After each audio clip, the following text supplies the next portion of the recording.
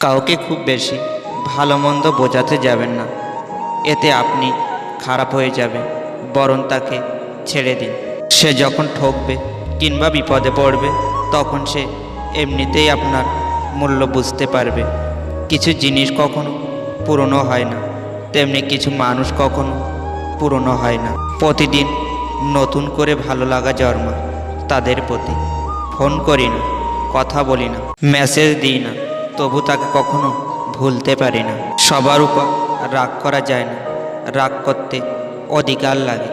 যাকে নিজের ভাবা যায় তার উপরে রাগ করা যায়। যাকে ভালোবাসে তাকে বেশি আপন করতে নেই।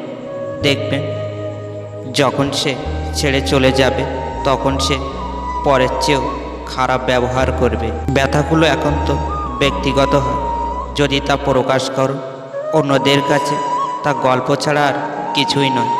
মনের ভুলেও কাউকে অতিরিক্ত জায়গা দিও না। সে হয় পেয়ে বসবে, নয়তো চেয়ে বসবে।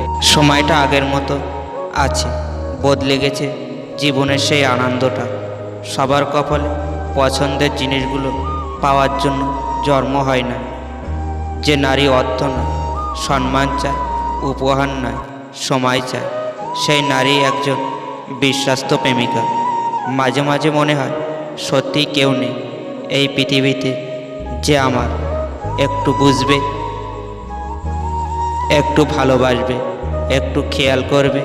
কষ্ট হলে বলবে কষ্ট পেও না, আমি তো আছি।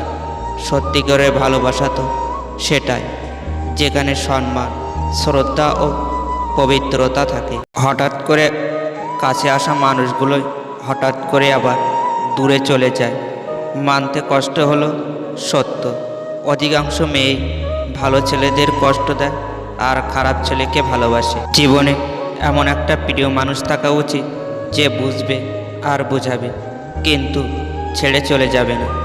ভালো লাগা আর ভালোবাসার মধ্যে পার্থক্য কোথায় জানেন?